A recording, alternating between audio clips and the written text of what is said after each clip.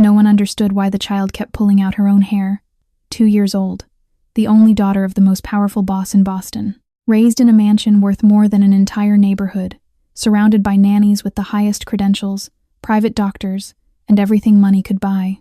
But every night, she woke up screaming, tearing at her own hair, slamming her head against the wall until her forehead turned purple with bruises. 7 nannies had fled in 10 weeks, the last one left with a deep bite mark on her arm. Then the floor girl walked in. She had no degree from a prestigious school. She grew up in the foster care system, 5 families in 16 years, 14 months living on the streets, and a burn scar running down her left arm. She smelled like bleach at midnight and cold coffee at dawn.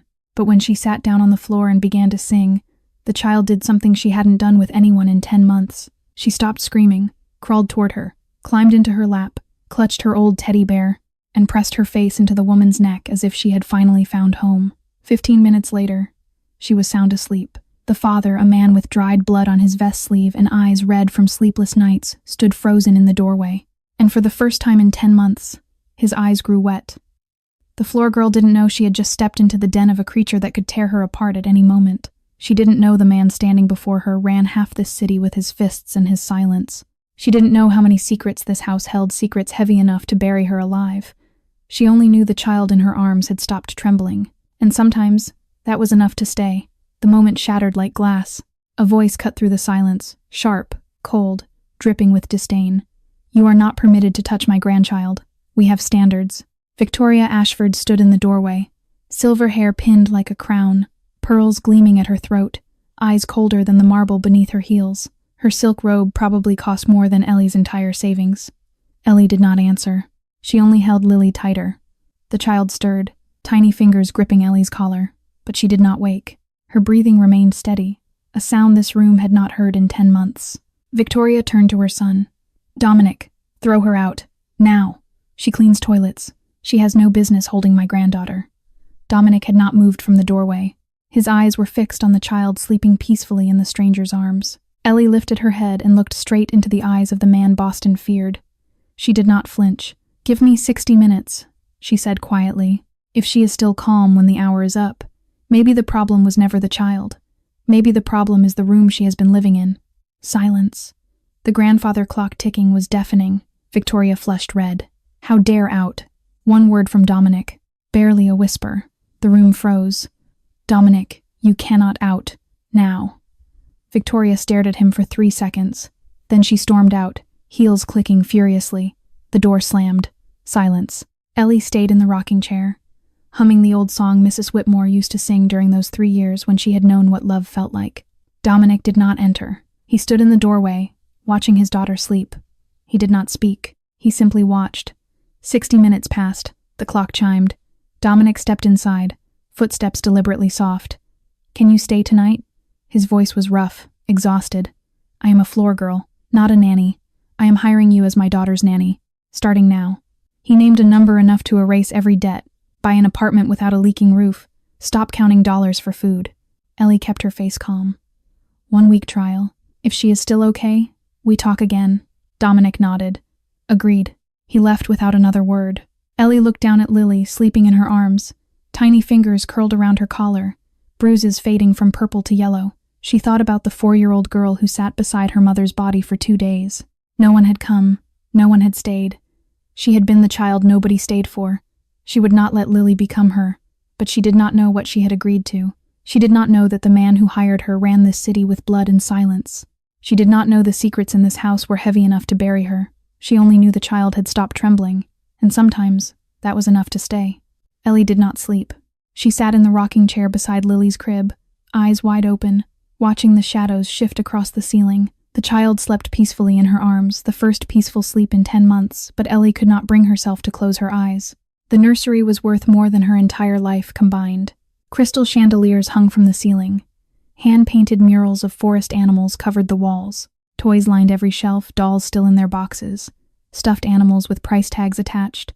A rocking horse that looked like it belonged in a museum. But the child who lived here still pulled out her own hair every night.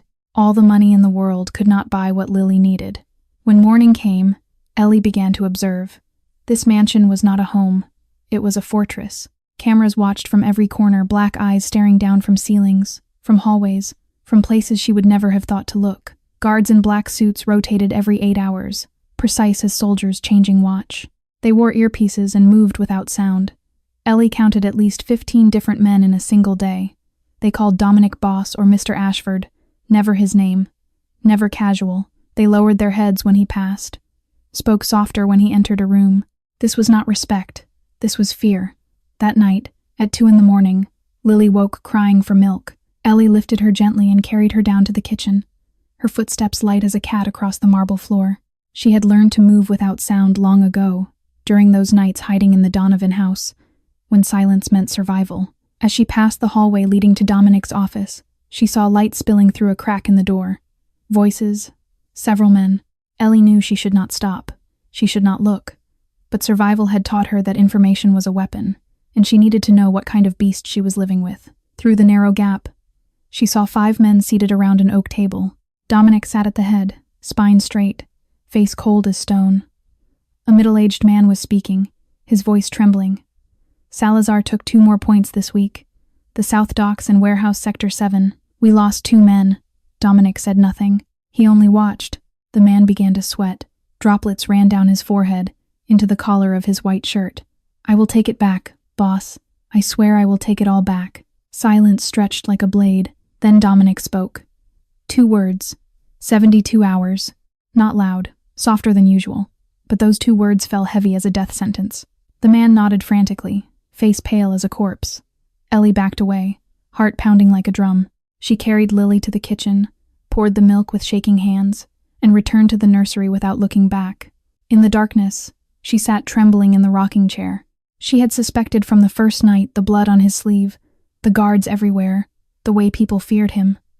But suspicion and certainty were different things. Dominic Ashford was not a businessman, not an investor, not a corporate executive. He was something she had only seen in movies. Mafia. The word echoed in her mind like a gunshot. She should run, right now. Before dawn broke, she could pack her things, slip out the back door, disappear before anyone noticed. No one would look for her. No one would remember the floor girl. But then she looked at Lily. The child slept peacefully in the crib, tiny chest rising and falling. The bruises on her forehead, the ones she had given herself, were still healing. If Ellie left, who would stay for this child? 7 nannies had already run. Her mother was dead. Her father did not know how to hold her. Her grandmother wanted to control her. If Ellie left, Lily would be completely alone. Ellie closed her eyes. She was not going anywhere. Not yet. That night, as Ellie sat in the darkness watching Lily sleep, the memories came uninvited. They always did when she started to feel safe. She was 4 years old again, a small apartment in Chicago. The smell of alcohol and drugs thick in the air. Empty bottles scattered across the floor. Needles on the kitchen counter. Her mother lay on the bathroom floor, lips turned blue, eyes open and staring at the ceiling. She was not breathing. She had not been breathing for a long time. Ellie did not understand. She sat down beside her mother, took her cold hand, and waited. She did not know what else to do. She waited for 1 hour, then 2, then 10. She waited for 2 days. 2 days, sitting beside her mother's body, holding a hand that grew colder and stiffer with each passing hour. 2 days singing the song her mother used to sing before the drugs stole her away. No one came. No one knocked on the door. No one wondered why the little girl had not eaten, had not slept, had not left her mother's side. On the 3rd day, a neighbor finally broke down the door after hearing her cry. That was the first lesson Ellie learned. No one comes to save you unless you scream. But she had not screamed. She had only sat there and sang. The foster care system swallowed her whole. The Morrison family came first. She was 5 years old. They locked her in the basement when she made mistakes. A dark, windowless room where she could not see her own hands. They withheld food as punishment. She learned to sit still in the darkness and not cry. She developed a fear of the dark that would follow her for years. The Patterson family came next. She was 7. Mrs. Patterson had mental problems that no one talked about. One day, Ellie dropped a plate. It shattered on the kitchen floor. Mrs. Patterson grabbed a kettle of boiling water and poured it down Ellie's left arm. The scar still ran from her elbow to her wrist, a raised, twisted line of pink flesh that she always kept covered. She learned not to scream when she was in pain. Then came the Whitmore family. 3 years. The only 3 years of happiness she had ever known. Mr. and Mrs. Whitmore loved her like their own daughter. Mrs. Whitmore sang to her every night the same song Ellie now sang to Lily. They bought her books, helped her with homework, celebrated her birthdays with homemade cakes. For the first time, Ellie began to believe that good people existed. Then, Mr. Whitmore died of cancer. Mrs. Whitmore could not afford to keep Ellie on her own. She was returned to the system. That was the second lesson. Never trust happiness, because it will always be taken away. Ellie blinked, and she was back in the present. The nursery, the mansion, the sleeping child. She looked down at Lily, peaceful in her crib. Tiny fingers curled around her old teddy bear. She saw herself in this child. A child who had everything money could buy, but no one who truly understood her. A child surrounded by people, but completely alone. A child hurting herself because she did not know how else to express the pain inside. Ellie would not let Lily become her. She would stay. She would fight. She would protect this child the way no one had ever protected her. But she did not know that the real hell of her past, the Donovan house, was still haunting her every night. And it was about to return. The war started at 6 a.m. Victoria was waiting in the living room when Ellie came downstairs with Lily in her arms. She sat on a velvet armchair like a queen on her throne, holding a thick stack of papers printed on Ashford family letterhead. 52 rules, Victoria said, her voice sweet as honey laced with poison. You will follow every single one. Ellie took the packet and nodded. She did not speak. She read through them that night. Rule 1. Do not hold Lily without supervision. Rule 17. Do not change the schedule without Mrs. Victoria's approval. Rule 38. Do not be alone with Lily in a room with the door closed. Rule 52. All decisions regarding Lily must be approved by Mrs. Victoria. Ellie understood immediately. These were not rules. They were a noose. They were waiting for her to slip just once, to make one mistake, so they would have an excuse to throw her out. On the second day, Sebastian appeared. Dominic's younger brother walked into the kitchen while Ellie was preparing Lily's breakfast. He was handsome, charming, with an easy smile and eyes cold as winter. Oh, he said, as if he had just remembered something. Little Lily is severely allergic to milk. Mother forgot to mention it yesterday. He stared at the glass of milk in Ellie's hand, his gaze challenging. Ellie set the glass down. Thank you for the reminder. She waited for Sebastian to leave. Then she found Lily's medical file in the drawer, the one Dr. Chen had left behind. She turned page after page. No milk allergy, no allergies of any kind. Ellie pulled out her spiral notebook from her apron pocket, the same notebook she had carried since the Donovan house. She wrote, 9:15 in the morning. Sebastian Ashford stated Lily is allergic to milk. Dr. Chen's medical file records no allergies.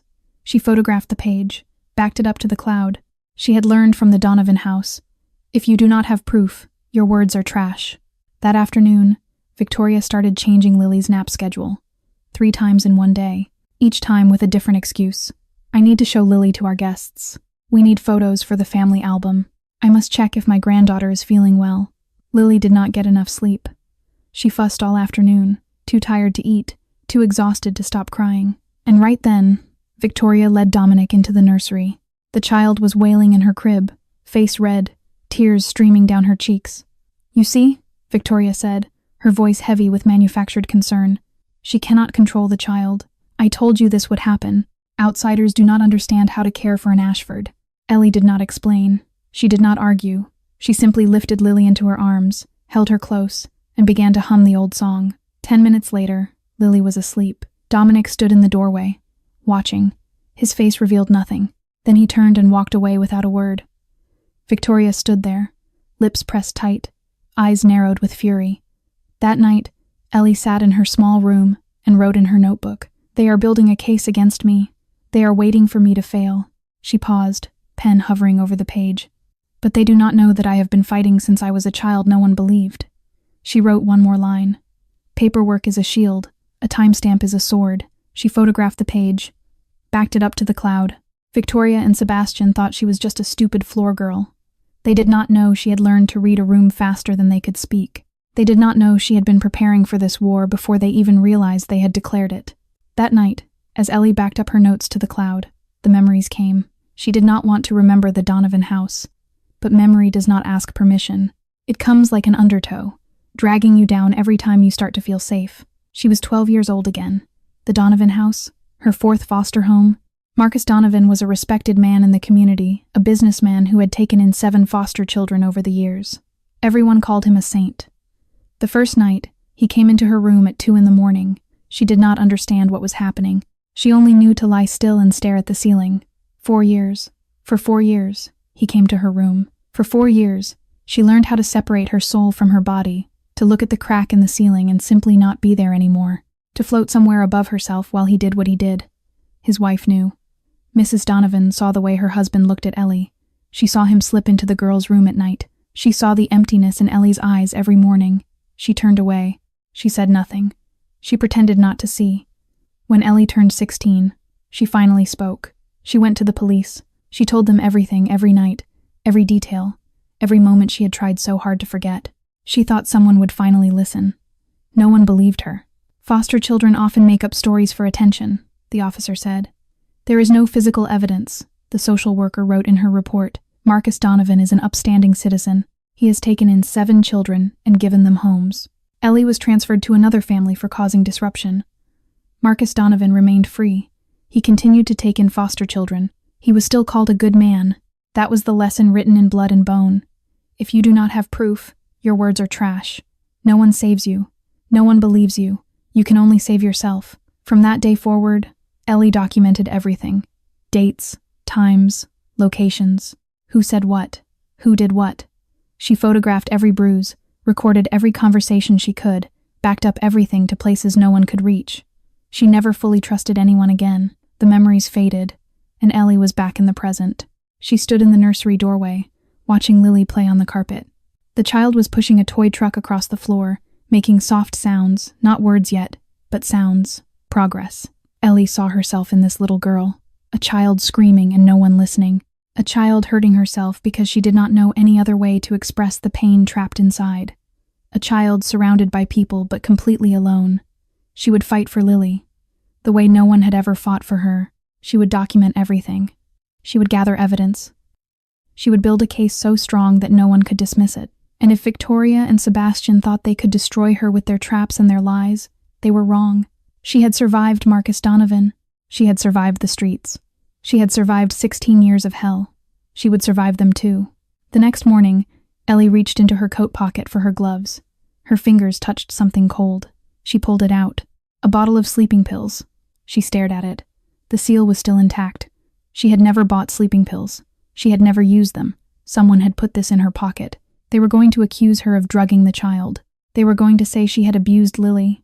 They were going to use this to fire her, or worse, to call the police. Ellie did not panic. She had been through too many traps to panic now. This was war, and she was ready. Ellie did not panic. She had survived too many traps to panic now.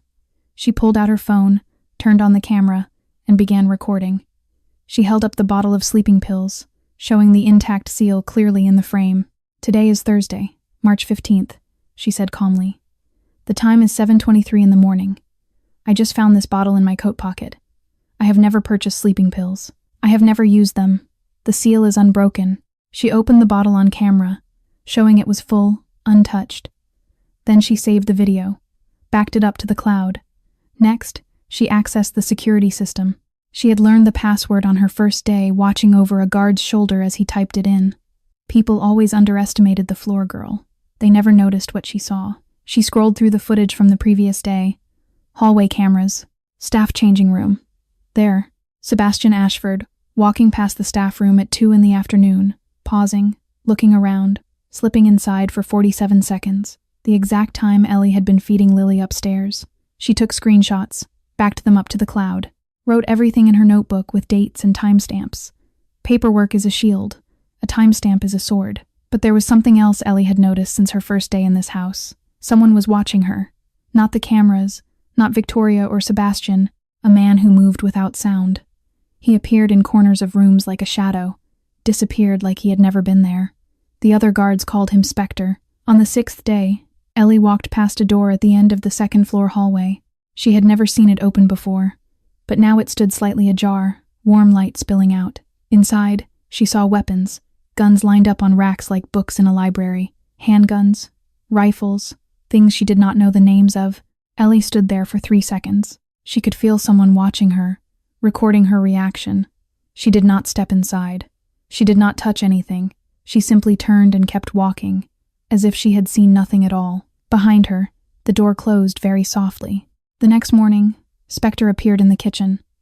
Ellie was preparing Lily's milk. She turned around, and he was simply there, standing by the refrigerator as if he had been there for hours. His eyes were gray, cold as steel, but not cruel. Measuring. "Where are you from?" he asked. His voice was low, without emotion. Ellie kept her hand steady. "Foster care system. 5 families in 16 years. Nowhere to go back to. Do you run or stay when everything is burning?" Ellie looked up and met his gaze directly. "I have been in the fire for 16 years, she said. "I am still here." Spectre said nothing. He watched her for a few more seconds, then vanished from the kitchen as silently as he had appeared. That night, Spectre sat in the security room and dug into Eleanor Vance's background. He had access to every system money could buy. Her foster care records lit up on the screen. 5 families, mixed evaluations. Then he found the Donovan house, an accusation of sexual abuse from a 14-year-old child, dismissed for lack of physical evidence, a social worker's note. The child shows a tendency to fabricate stories for attention. Spectre stared at that line for a long time. He had worked for the Ashford family long enough to know when a system was protecting the people with money. He looked at the photo of Ellie at 14, eyes hollow, empty, like someone who had died inside and kept walking anyway. Spectre closed the file. He had been watching Ellie for 2 weeks. She was not a threat. She was not here to infiltrate the Ashford family. She was a survivor, and survivors knew how to survive. But he also knew Victoria and Sebastian were planning something, and he suspected there was another traitor in this house, someone much closer to Dominic than anyone realized. 2 in the morning. A soft cry from the crib pulled Ellie from shallow sleep. She sat up, eyes barely open, and lifted Lily into her arms. The child whimpered, tiny fingers clutching her collar. She needed milk. Ellie was about to stand when the lights flickered. Once, twice. Then darkness swallowed the room whole. Ellie froze. Power outages did not happen in this house. There were backup generators, redundant systems, fail-safes built into fail-safes. The lights did not simply go out, unless someone had cut them deliberately. Then she heard it, footsteps, not the familiar rhythm of the guards who patrolled these halls. Ellie had memorized every footstep in this house over the past 3 weeks. The heavy thud of the night guards, the quick clicks of the housekeepers, the deliberate pace of Spectre. These footsteps were different, fast, purposeful. Climbing the stairs, Ellie moved without thinking. She pressed Lily tight against her chest, covering the child's mouth gently so she would not cry. She backed into the corner of the room, toward the closet. She opened the door, slipped inside, and pulled it shut behind her. Darkness, complete and absolute. It was like the basement of the Morrison house when she was 6 years old, like the nights she had hidden in the Donovan house, praying the footsteps would pass her door. But this time, she did not tremble. She had lived through too many dark nights to fear the darkness anymore. Outside the closet, she heard voices. 2 men, low, urgent. "Where is the kids' room?" "End of the hall. Salazar wants her alive." "Just grab her." No noise. The bedroom door crashed open. Footsteps entered. Heavy, searching. "Crib is empty. Where is she?" "Find her." Ellie stopped breathing. Lily stirred in her arms. The child was about to cry. Ellie could feel it building in the small body pressed against hers. She leaned down and breathed a melody into Lily's ear. Not a sound, just breath shaped like a lullaby, a promise, a prayer. Lily went still, as if she understood, as if she knew that silence meant survival. The footsteps moved closer, toward the closet. Ellie pressed Lily tighter against her heart. Her pulse pounded so loud she was sure they could hear it. She was not afraid to die. She was afraid of failing to protect the child in her arms. The closet door handle began to turn. Then gunshots, 2 of them, suppressed. They sounded like muffled coughs in the darkness, the sound of bodies hitting the floor. Once, then again, silence. The closet door flew open. Dominic stood there. The gun was still smoking in his hand. Blood splattered his white shirt, his face, his hands. His eyes were dark as the night itself, but his voice was calm as if he were discussing the weather. "Follow me. Do not look down." Ellie stepped out of the closet. Lily clutched to her chest. She did not look down. He had told her not to look. But she still saw them in the corner of her vision, 2 men sprawled on the nursery floor, eyes open and staring at nothing, blood pooling beneath them, spreading across the expensive carpet. The smell hit her. Gunpowder, iron, death. She had seen bodies before. Her mother on the bathroom floor, lips blue, eyes empty. She had sat beside that body for 2 days. She could walk past death without falling apart. Dominic led her down the back staircase, through dark hallways, into a room hidden behind a bookcase in the library. Steel walls, steel door, monitors showing camera feeds from every corner of the house. A safe room. "Stay here," Dominic said. "Do not come out until I return." Then he disappeared into the darkness. Ellie sat on the cold steel floor, her back against the wall, Lily asleep in her arms. She watched the monitors. More bodies, more blood. Guards dragging corpses away, Spectre directing the cleanup. Dominic standing in the foyer, phone pressed to his ear, face cold as ice. She was in the house of a killer. Not the movie kind, polished and romantic. A real killer. Real blood. Real bodies. Real death. And she had chosen to stay. 3 hours passed in the steel room. Ellie sat on the cold floor, her back against the wall, Lily curled in her lap. The child had cried herself to exhaustion and now slept deeply, tiny fingers still gripping Ellie's collar. The monitors glowed in the darkness. Ellie watched things she did not want to remember. More bodies being dragged across marble floors. More blood being cleaned from expensive carpets. Spectre directing the cleanup with calm precision, pointing here, nodding there, his face revealing nothing. She counted 4 bodies in total. 4 men who had come to take Lily. 4 men who would never leave this house. The steel door opened. Dominic stepped inside. He had changed his clothes, a fresh black shirt, dark pants, but there was a bruise forming on his cheekbone. Someone had hit him before they died. "It is safe now," he said. His voice was flat, exhausted. Ellie looked up at him. "Those men? Not a problem anymore." He said it the way someone might say they had taken out the trash. No emotion, no weight, just a fact. Silence stretched between them. Dominic did not leave. Instead, he lowered himself to the floor across from her, his back against the opposite wall. For the first time since she had entered this house, they sat at the same level, not boss and hired help, not master and servant, just 2 people who had survived a long night. "Do you want to leave?" he asked. His voice was low, rough with fatigue. Ellie looked down at Lily sleeping in her arms. Then she looked back at him. "Do you want me to go?" Dominic held her gaze. He looked at his daughter, then back at her. "No." One word, low and raw, so honest it made her want to cry. Ellie sat in the silence and thought about what she had just witnessed. She was in the house of a killer, not the movie kind polished and romantic, with tragic backstories that justified everything. This was real. Real blood spreading across nursery floors. Real bodies with eyes staring at nothing. Real death. But then she thought about Marcus Donovan, the man who had come into her room for 4 years. The man who was still free, still taking in foster children, still called a good citizen by everyone who knew him. The legal system had called him innocent. And the man sitting across from her, the man who had just killed 4 people to protect his daughter, the world called him a criminal. So who was the real monster? Ellie did not have an answer. She only knew one thing. She did not forgive what Dominic did. She did not condone the violence, the blood, the death. But she did not judge him either. In her life, the people who called themselves angels had often been far worse than the ones who admitted they had horns. Dominic stood. "Get some rest. We will talk in the morning." He left without another word.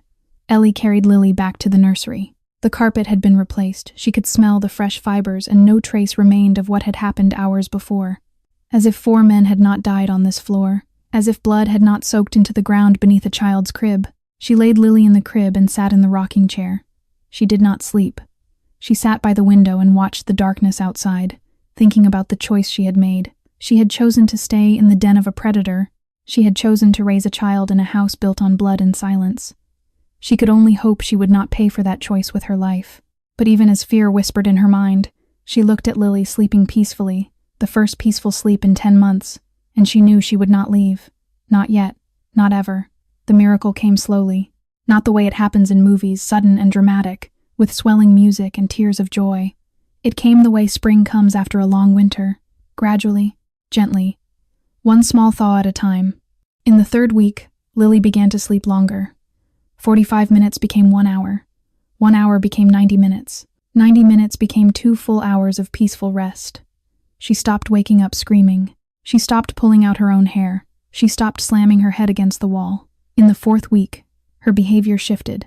She started playing with toys instead of throwing them. She started laughing instead of crying. She started letting Ellie hold her without thrashing and biting. The bruises on her forehead faded from purple to yellow to nothing at all. On the 25th day, it happened. Ellie was sitting on the nursery floor, her back against the wall, eyes closed. She had stayed up late the night before, documenting everything in her notebook, and exhaustion pulled at her bones. Lily was playing nearby, surrounded by toys that cost more than Ellie's monthly salary. The sound of plastic wheels rolling across the carpet made Ellie open her eyes. Lily was pushing a red toy truck toward her. The child stopped at Ellie's knee, looked up with those big dark eyes, and spoke. Brum, Ellie froze. One word. The first word in 10 months. Not mama, not dada. Brum. The sound of a truck, the sound of simple joy. Ellie's eyes grew wet, but she did not cry. She had forgotten how to cry a long time ago. She did not know Dominic was standing in the doorway. When she lifted her head, she saw something she had never seen before. His eyes were wet. Not crying men like him probably did not know how to cry, but his eyes glistened under the light, shining with something raw and unguarded. In that moment, he was not the mafia boss that all of Boston feared. He was just a father hearing his daughter speak for the first time in 10 months. Then he turned and walked away quickly, as if afraid someone might see him vulnerable. 2 days later, another miracle. Lily peeled a star-shaped sticker from a coloring book and pressed it onto Ellie's wrist. She looked up, smiled, and said one word. E. She was calling her. Not her full name, just the first sound, but she was calling her. Ellie pulled the child into her arms, hiding her face in Lily's hair so the little girl would not see her shaking. Dominic was in the doorway again. He heard everything. He did not correct it. He did not tell Lily to call her Miss or Nanny. He only looked at Ellie differently, as if she had become someone else in his eyes. That night, Dominic found Ellie in the nursery while she was tidying up. Lily was already asleep, her steady breathing filling the room. He stood in the doorway, not stepping inside, as if there was an invisible line he did not dare cross. "How did you do it?" he asked. His voice was rough, as if he had not spoken to anyone all day. Ellie stopped what she was doing and looked at him. "I did not do anything," she said. "I just stopped treating her like a problem that needed to be fixed." Silence stretched for 5 seconds. Then he said 2 words she never expected to hear from a man like him. "Thank you." Low, raw, heavier than any order he had ever given. Ellie nodded, not knowing what to say. Her heart beat faster than she wanted to admit. For the first time, she saw him as a father instead of a boss, and she did not know what to do with that. Midnight, the kitchen. Ellie could not sleep.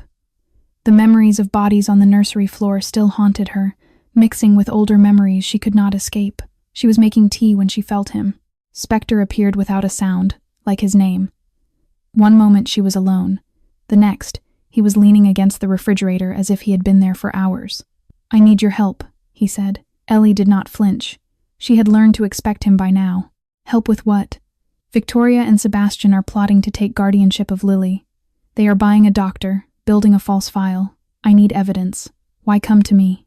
Spectre's gray eyes held hers. "Because I have been watching you for 4 weeks. You document everything. You back it up to the cloud. You understand the value of proof." Ellie set down her tea. "You are also looking for a traitor in this house," she said quietly. "I have seen you plant false information to test people." For the first time, Spectre was silent for a long moment. No one had ever read him before. "You observe well," he said finally. "I have to observe well. That is how I survive." They looked at each other, 2 survivors recognizing the same scars. "I will find evidence on Victoria and Sebastian," Spectre said. "And I will continue documenting from inside," Ellie replied. No handshake, no grand promises. Just 2 people who understood that in this house. Trust was earned in silence and proven in action. 3 nights later, Spectre found her in the kitchen again. He placed a thick folder on the table without a word. Ellie opened it. The first page was an email exchange between Victoria and Dr. Richard Hayes. "I need an evaluation that aligns with our objectives. The Morrison Charitable Foundation will acknowledge your contribution. $50,000. Doctor." Hayes, the psychologist Victoria planned to use for Lily's assessment. Ellie turned to the next page. Loan records for Sebastian Ashford. $3.8 million. Owed to casinos in Atlantic City and Macau. Collateral. The social security number of Lily Ashford. A forged signature on the authorization papers. He had used his 2-year-old niece to secure gambling debts. The final page made Ellie's blood run cold. A draft guardianship petition, dated 3 months ago before Ellie had ever set foot in this house, before there were any concerns about Lily's care. They had planned this from the beginning. Everything had been arranged. Ellie looked up. "Is there more?" Spectre hesitated, something that rarely happened. Yes, but not enough proof yet. About what? About Garrett. Ellie felt her stomach tighten. Garrett Cole, Dominic's underboss, the man who had stood beside him for 18 years, the man Dominic trusted like a brother. He has met with Victoria in secret 7 times over the past 2 months, Spectre continued. There are money transfers from an offshore account I have not been able to trace to the source. Ellie stared at him. You think Garrett is a traitor? It was not a question. Spectre did not answer. His silence was answer enough. Ellie closed the folder and held it against her chest. She did not ask where Spectre had gotten this information. She did not ask what he had done to get it. In this world, some questions were better left unasked. She only knew one thing. Something much larger was hiding behind what they had already found, and it was about to surface. Garrett found her on the 2nd floor, the hallway near the back staircase. A corner with no cameras. Ellie had memorized the position of every camera in this house from her first week. She knew this was a blind spot. Garrett knew it too. That was why he had chosen this place. He appeared without warning, blocking her path. Tall, broad-shouldered, hands that could snap her neck in 3 seconds if he wanted. But Ellie did not flinch. She had faced worse monsters than him. A smart girl knows when it is time to leave, Garrett said. His voice was mild, almost friendly, as if discussing the weather. He held out a thick white envelope. $75,000. Cash. You take it, you disappear tonight. No one will look for you. No one will ask questions. You just go and never come back. Ellie looked at the envelope. Then she lifted her eyes to his face. Not enough. Garrett raised an eyebrow. This is the final offer. I am not talking about the money, Ellie said calmly. I am asking why you want me gone badly enough to pay $75,000 in cash. Garrett went quiet. Then he smiled, and that smile was so cold it made her want to shiver. You want to know why? He said softly. Vivian was curious like you. She liked asking questions she should not ask. Look where she is now. Ellie froze. Vivian. Dominic's wife. The woman who died in a car accident 10 months ago.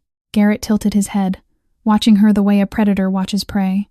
Car accidents happen so easily in this city, he continued. Especially on bridges. Especially at night.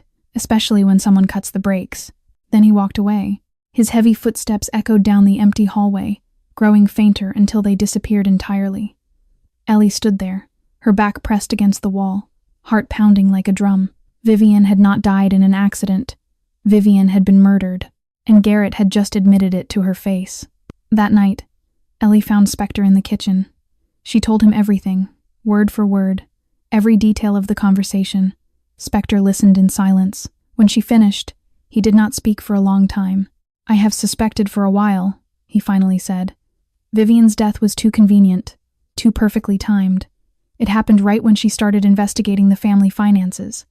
Why did you not tell Dominic? Spectre's jaw tightened. Because there was no proof. And if I am wrong, I lose the only person I have. Dominic is my brother, not by blood, but more than blood. I cannot accuse his underboss without certain evidence. Ellie understood. She understood loyalty. She understood the fear of losing the only person who had ever stayed. She had lost Mrs. Whitmore, the only person who had ever loved her. She knew what it meant to hold on to someone so tightly that you could not risk being wrong. Then we find proof, she said. Spectre nodded slowly. They became allies in a war no one else knew was being fought. For the next 2 weeks, they moved in silence. Spectre followed Garrett, tracked his movements, photographed his secret meetings with Salazar's men. One night, he nearly got caught when Garrett suddenly turned his car around. Spectre slipped into a dark alley just in time. Ellie dug into paperwork. She found the police report on Vivian's crash. Vehicle lost control on Tobin Bridge. Fell into water. Driver survived with memory loss due to head trauma. Vivian Ashford drowned. No signs of foul play. But Ellie did not believe in coincidence. She had learned as a child. There was no such thing as coincidence. On the 12th night, Spectre cracked an encrypted message between Garrett and an unknown number. 4 words. Done. She is not a problem anymore. Sent on the day Vivian died. The receiving number traced back to one of Lorenzo Salazar's underbosses.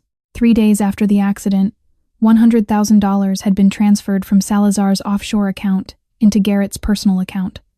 The proof was there. Garrett Cole had killed Vivian Ashford on Lorenzo Salazar's orders. But Ellie did not know that the truth was even darker. Victoria had not only known about the plan to kill Vivian, she had been part of it. For 2 weeks, Spectre and Ellie hunted in silence. Spectre moved like his name, a ghost trailing Garrett through the city. He followed the underboss to secret meetings in back alleys and empty warehouses. He photographed handshakes with men who worked for Salazar. He recorded conversations through car windows cracked open in the cold. One night, Garrett suddenly reversed his car without warning. Spectre barely had time to slip into a dark alley, pressing himself against the brick wall until the headlights passed. But he did not stop. Every night, he gathered another piece, another photograph, another recording, another fragment of proof. Ellie worked from the inside. She dug through every document she could access: medical files, financial records, old correspondence that Victoria had carelessly left in unlocked drawers. She found the police report on Vivian's accident. Vehicle lost control on Tobin Bridge, fell into water. Driver survived with memory loss due to head trauma. Vivian Ashford drowned. No signs of foul play. The report was clean. Too clean. Ellie did not believe in coincidence. She had learned as a child that there was no such thing. On the 12th night, Spectre cracked an encrypted message. It was sent between Garrett and an unknown phone number. Only 4 words. Done. She is not a problem anymore. The date. The day Vivian died. The phone number traced back to one of Lorenzo Salazar's underbosses. And 3 days after the accident, $100,000 had been transferred from Salazar's offshore account directly into Garrett Cole's personal account. The proof was undeniable. Garrett had killed Vivian on Salazar's orders. This was how Salazar had weakened Dominic from the inside. Kill the wife. Drown her in grief. Keep the traitor close. Wait for the right moment to strike. But the most devastating discovery came last. Spectre found more about Victoria. She had met with Garrett 2 weeks before Vivian's death. There were emails between them, vague in wording but clear in meaning. Vivian had been investigating the family finances. She had discovered that Victoria had been embezzling from the Morrison Charitable Foundation for 7 years. She was going to tell Dominic. And Victoria knew. She knew what Garrett and Salazar were planning. She did not order the killing, but she knew her daughter-in-law was about to die, and she stayed silent. She let it happen. She watched her son break, watched her granddaughter lose her mother, watched Lily hurt herself because she could not understand why Mama never came back, and she said nothing. Ellie sat in her small room, staring at the evidence spread before her, and felt sick. A mother who let her daughter-in-law die to protect her own secrets. A grandmother who watched her granddaughter suffer and did not speak a single word of truth. She had seen terrible things in her life, but this was a different kind of terrible. This was betrayal wrapped in silk and pearls. "Do we tell Dominic?" Ellie asked that night. Spectre shook his head. "Not yet. If he knows now, he will kill Garrett immediately. We will lose the chance to expose everything at once. Then when? When Victoria calls the family meeting. She will do it soon. She is too confident. She thinks she has already won." Ellie nodded slowly. She could wait. She had learned how to wait when she was a child locked in a dark basement. She could wait until every snake crawled out of its den, and then she would watch them burn. Victoria made the announcement at dinner. Her voice was sweet as honey laced with poison. "Tomorrow there will be a family meeting. The lawyer will be there, the psychologist, a representative from the court as an independent guardian." She smiled at Dominic. "It is time to make a decision about what is best for Lily." Ellie sat in the corner, Lily on her lap, and felt everything inside her tighten. This was it. Judgment Day. That night, Ellie could not sleep. At 2 a.m, she went down to the kitchen for water. The mansion was silent as a graveyard. Her footsteps echoed on the marble floors. Dominic was already there. He sat at the kitchen island with an unopened bottle of whiskey in front of him. He was still in his suit, but his tie was loosened, the top buttons of his shirt undone. His hair was disheveled, as if he had run his hands through it 100 times. For the first time since Ellie had entered this house, he did not look frightening. He looked broken. Ellie poured her water, then sat in the chair across from him. Neither spoke. Dominic stared at the bottle. "Vivian hated the smell of alcohol," he said finally. His voice was rough, hollow.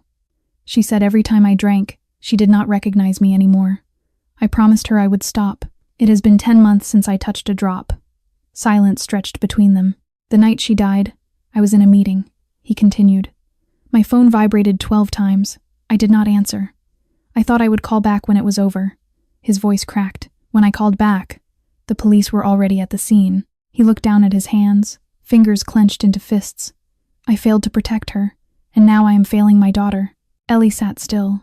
She knew the truth about Vivian's death. She knew Garrett had killed her. She knew Victoria had stayed silent, but she could not tell him. Not yet. All she could do was sit here and listen to this man fall apart. And then she did something she had never done before. She told him about herself. "I grew up with no one to protect me," she said quietly.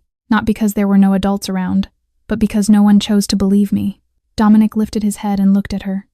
"There was a man in one of my foster homes," she continued. "He came into my room every night for 4 years. When I finally spoke up, they said I was making it up. They said foster children lie for attention.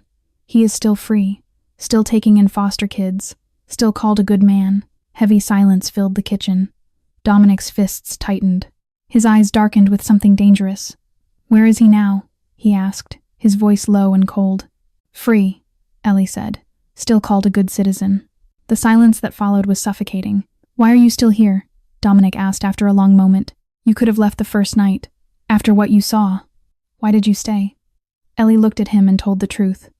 "Because for the first time, a child looked at me and found peace. I used to be that child, the child no one stayed for, and I will not let Lily become me." Dominic reached across the table and touched her hand, gently, as if he was afraid she would vanish.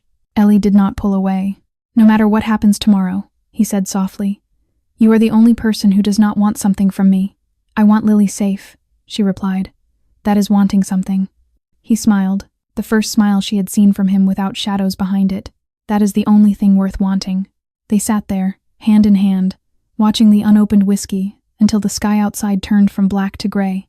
He did not kiss her, but he looked at her the way a drowning man looks at shore. Tomorrow, everything would change. The law offices of Morrison and Associates sat on the 32nd floor of a glass tower in downtown Boston. Victoria Ashford's name was carved into the marble wall of the main lobby, directly beneath the names of the firm's founders. This was her home field. The conference room held a table long enough to drown in.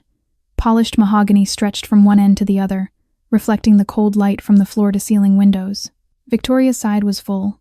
She wore a navy dress, pearls looped around her neck, silver hair pinned up like a crown. Sebastian sat beside her, eyes red from lack of sleep, hands trembling slightly around a glass of water. Dr. Richard Hayes sat next, gold-rimmed glasses gleaming, a thick folder in front of him. Attorney Whitmore completed the row, face hard as stone, pen poised and ready. The neutral party sat alone in the middle. Catherine Aldridge, the court-appointed independent guardian for Lily. She was the only unknown in the room, the only one who belonged to no side.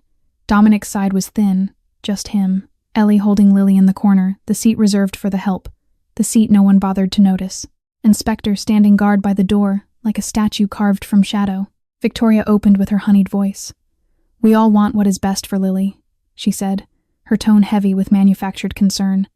"But I must admit the current environment is unstable. My son is under tremendous pressure from work, and the caregiver for my granddaughter, with all due respect, does not have the proper qualifications." She nodded toward Dr. Hayes. "Doctor, please present your findings." Hayes opened his folder and began reading in a flat, clinical tone. "The child displays severe attachment disorder. She has formed an unhealthy attachment to an unqualified caregiver. I recommend moving the child to a more professionally controlled environment or placing her under a more experienced guardian." Sebastian leaned forward, his voice sharp. "This woman has a history in the foster care system. She is unstable. She has a record of making false accusations." He slid a folder across the table toward Aldridge. "This is her file. The allegations from the Donovan family. She slandered a good man who opened his home to her." Ellie felt heat flood her face. 4 years of hell dragged into this room and turned into a weapon against her. But she did not speak. Not yet. She clenched her jaw and waited. Dr. Sarah Chen appeared on the video call screen, her face calm and professional. "Sleep has improved by 300%, she reported. "Behavior is significantly better. The child has spoken her first words after 10 months of silence. My recommendation is to maintain the current caregiver." Victoria dismissed it immediately. "Dr. Chen is not a psychological specialist," she said smoothly. "Her opinion does not carry the same weight as a professional evaluation." Silence stretched across the room. Then Dominic spoke. "Enough." 2 words, low and quiet. The entire room went still, as if someone had pulled all the air away. Dominic looked at his mother, then at Sebastian, then at the doctor they had bought. "For 4 weeks, my daughter has slept through the night. My daughter has smiled. My daughter has spoken. All of that happened under Miss Vance's care. Not while my mother stood outside giving orders." Victoria opened her mouth to argue. Ellie pulled out her phone and set it on the table. I would like to record this meeting for Lily's file, she said calmly. Catherine Aldridge nodded. Approved. Victoria's face twisted. No, this is... But Aldridge had already spoken. The recording had begun, and the real war was about to start. Ellie did not make a speech. She simply reached into her bag, pulled out a thick folder, and slid it across the polished table toward Catherine Aldridge. Everything is in here, she said calmly. Timeline, emails, bank records. See for yourself. Aldridge opened the folder. The room went silent as she adjusted her glasses and began to read aloud. Exhibit A, an email exchange between Mrs. Victoria Ashford and Dr. Richard Hayes. Subject, evaluation objective. She paused, her brows furrowing. I need an evaluation that aligns with our goals. The Morrison Charitable Foundation will acknowledge your contribution. $50,000. Dr. Hayes went pale. This is a misunderstanding of context, he stammered. I can explain. Aldridge ignored him and turned to the next page. Exhibit B, loan records for Sebastian Ashford. $3.8 million secured by fraudulent collateral. Her voice sharpened. Collateral, the Ashford Family Trust. Beneficiary, Lily Ashford. Authorized by forged signature. Sebastian shot to his feet. I was going to pay it back. I swear I was going to pay it back. Aldridge continued reading. Exhibit C, a draft guardianship petition dated 3 months ago. She looked up at Victoria. Before the child was even evaluated, before any concerns were raised, Ellie looked straight at Victoria. You planned this before I ever set foot in that house. Before there were any problems with Lily. Everything was arranged from the beginning. Victoria sat like a wax figure, her face drained white. The conference room door opened. Spector stepped inside, carrying another folder. His footsteps were heavy, deliberate. He placed it on the table, looked at Dominic, and spoke 4 words. There is more. About Vivian. The room froze. Spector opened the folder and began presenting evidence in a flat, even voice. Garrett Cole's timeline on the night Vivian Ashford died. GPS tracking on his vehicle shows he was in the Tobin Bridge area from 10 to 11 at night, the exact window when the crash occurred. He turned a page. A transfer of $100,000 from Lorenzo Salazar's offshore account into Garrett Cole's personal account. Transfer date, 3 days after Vivian Ashford's death. Another page. An encrypted message between Garrett Cole and a phone number belonging to one of Salazar's underbosses. Message content. Done. She is not a problem anymore. Sent on the day Vivian died. Garrett stood in the doorway, face draining of color with every word. Dominic, this is a misunderstanding, he said quickly. I have been loyal to you. 18 years. I have never betrayed you. Spector placed a small recorder on the table and pressed play. Garrett's own voice filled the room. The old woman wants it done tonight. Garrett's face went gray. He realized there was no way out. He turned toward Victoria, who sat frozen in her chair. You promised you would protect me, he shouted. You said if I helped you, you would protect me. You said Vivian was a threat to both of us. You knew what I did. You knew everything. Every eye in the room turned to Victoria. She gripped the arms of her chair, lips pressed into a hard line. Dominic rose slowly from his seat, like a beast waking from a long sleep. His eyes darkened like the sky before the worst storm of the century. You knew. It was not a question. You knew who killed my wife. And you stayed silent. Victoria lifted her chin. With courage or madness, she tried to justify herself. Dominic, I only wanted to protect our family, she said, her voice shaking but defiant. Vivian was investigating the finances. She would have destroyed everything your father built. She would have sent me to prison. I did not order her killed. I just did not stop it. Silence hung in the air for 1 second. Then Dominic exploded. For the first time in the story, he screamed, Vivian was my family. His voice cracked like thunder, filling the room with raw anguish. She was my wife. She was the mother of my daughter. You let her die. You watched me suffer for 10 months. You watched Lily lose her mother. You watched her hurt herself because she could not understand why Mama never came back. And you said nothing. His eyes were bloodshot. Tears rolled down his cheeks. The man that all of Boston feared was crying. No hiding, no shame, just a son who had discovered that his mother had let his wife die. Victoria shrank in her chair. For the first time, she looked 10 years older. The queen with the pearls was gone. Only a broken old woman remained, a woman who had lost everything because of her own greed. Ellie stood up slowly. Everything that needed to be said has been recorded, she said, her voice steady. Miss Aldridge has enough information. Catherine Aldridge nodded. Her face was pale from what she had witnessed. "I have enough to recommend that Lily remain with her father," she said, "and to open investigations into multiple parties. This meeting is adjourned." Dominic turned to Spectre. His eyes were still red, but his voice was cold as ice. "Handle Garrett the old way." 2 guards grabbed Garrett by the arms. He screamed as they dragged him toward the door. "Dominic, please. I can explain. It was Salazar's order. I had no choice. 18 years. We are brothers. Dominic." His screams echoed down the hallway, then faded as the elevator doors closed. Victoria sat like a statue. No one looked at her. Sebastian was crying, tears cutting dark lines down his cheeks. "Doctor?" Hayes had vanished at some point, slipping away like a rat fleeing a sinking ship.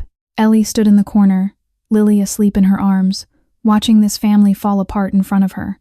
She did not feel happy. She only felt tired, because she knew that justice was never free. Someone always paid the price. Today, it was the Ashford family. Tomorrow, it might be her. But for now, she held Lily close and walked out of the conference room without looking back. The war was over, but the wounds would take a lifetime to heal. 48 hours after the meeting, Garrett Cole disappeared. No news reports, no missing person file. His apartment sat empty, as if no one had ever lived there. His car was found in the parking lot at Logan Airport, but there was no record of him boarding any flight. Garrett Cole simply stopped existing. Ellie did not need anyone to tell her what had happened. On the 3rd night, at 4 a.m, she was making tea in the kitchen. Spectre walked in, his footsteps heavier than usual. He went to the sink and washed his hands. The water running down the drain was pale pink. They looked at each other for 3 seconds. Neither spoke. Spectre dried his hands and vanished into the darkness. That was all Ellie needed to know about Garrett's fate. Lorenzo Salazar met a different end. Dominic did not handle him personally. Instead, every piece of evidence they had gathered was sent to the FBI through an anonymous attorney. 2 weeks later, federal agents raided Salazar's mansion at 5 a.m. He was arrested in front of his wife and children, still wearing his pajamas, hands cuffed behind his back. The image was on every news channel for days. "Sometimes letting an enemy rot in prison is worse than a quick death," Dominic said as he watched the broadcast. Victoria was not arrested. There was not enough direct evidence. She had not ordered the killing. She had only known and stayed silent. In the eyes of the law, that was not a crime. But in Dominic's eyes, it was unforgivable. "You will live in the guest house," he told her. "You will not come near Lily. You may see her for 1 hour every Sunday. Supervised." Victoria had no power in this family anymore. Sebastian entered rehabilitation the following week. Dominic paid his $3.8 million debt in full. "Next time, handle your own mess," Dominic told him. "And get treatment, doctor." Hayes was investigated by the medical board. He lost his license, resigned from all advisory positions, and disappeared from the medical world entirely. Ellie sat in the nursery that night, watching Lily sleep. Garrett was dead. Salazar was rotting in prison. Victoria was isolated. Sebastian was trying to save himself. Hayes had lost everything. Justice had been served. But Marcus Donovan, the man who had abused her for 4 years, was still free, still taking in foster children, still called a good citizen. So where was justice for her? Ellie stared out the window at the dark sky. Sometimes justice wore a suit and sat in a courtroom. Sometimes it wore a janitor's uniform and took notes in a spiral notebook. And sometimes it washed its hands in a sink at 4 a.m. Ellie did not know where she stood in this world. She only knew she was still standing. And for now, that was enough. 6 months later, Ellie stood by the window, watching Lily run across the lawn. The child had grown so much. Her legs were steady now, her laughter ringing through the garden like bells. She ran, fell, laughed until she coughed, stood up, and ran again. No more pulling out her own hair.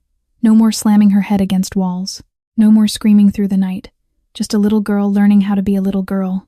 Dominic sat on the front steps, clapping every time Lily did something new. When she fell, he did not rush to pick her up anymore. He waited, let her stand on her own, then clapped even louder. He was learning too. Lily no longer called Ellie E. Sometimes, when she was sleepy or scared or needed comfort, she called her Mama. Dominic heard it. He did not correct her. He only smiled and looked at Ellie like she was his whole world. Their relationship had no wedding, no grand announcement. Ellie still had her own room, but she rarely slept there. There were nights when Dominic found her, mornings when they woke up beside each other, Afternoons when they sat in comfortable silence watching Lily play. They argued sometimes.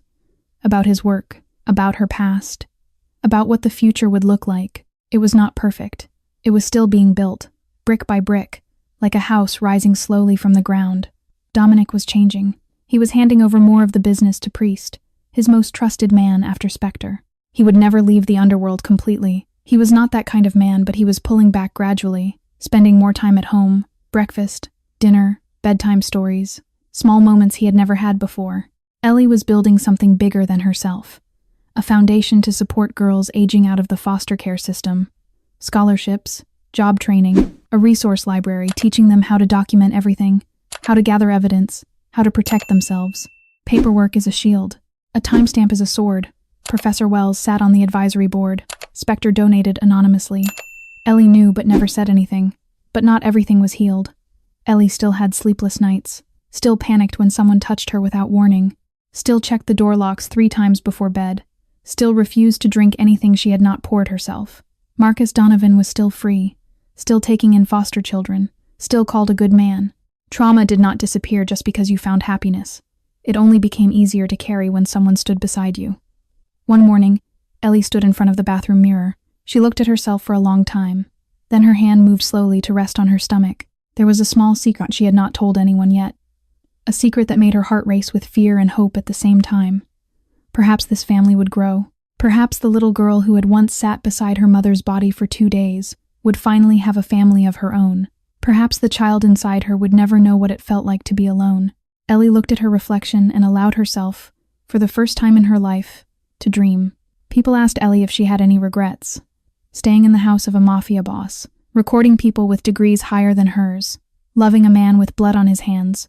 Ellie thought about the sleeping pills planted in her pocket, about Marcus Donovan, still walking free, about Vivian drowning in cold water, while no one paid for 10 months, about a 2-year-old girl pulling out her own hair because no one would listen.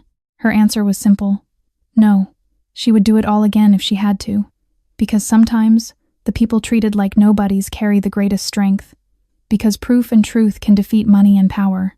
Because genuine love can heal the deepest wounds. Because family is not about blood. Family is the people who choose to stay for you. Because justice does not always come from a courtroom. Sometimes it comes from ordinary people brave enough to stand up and protect what is right. The final image was this. Lily running across the grass, laughing like nothing painful had ever happened. Her little legs steady, her voice bright. Dominic sitting on the front steps, clapping, eyes sparkling with something that looked like hope. Ellie standing by the window, one hand resting gently on her stomach, a quiet smile on her lips. This family was not perfect, but it was hers. Ellie did not believe in happy endings. She had lived too long and seen too much to believe in fairy tales. But she was beginning to believe in mornings that felt a little less heavy, and sometimes that was enough. So what about you? What do you think of this story? Have you ever met a Victoria or a Sebastian in your own life, people who smile while plotting against you? Have you ever been Ellie, the one no one believed, the one who had to protect herself? Or have you been Lily, the child who just needed someone to stay? Please share your thoughts in the comments below. We truly want to hear from your heart. If this story touched you, please hit the like button so we know you are here with us. Share this video with someone who needs to hear it. And subscribe to our channel so you never miss our heartfelt stories every day. Thank you for listening until the very end.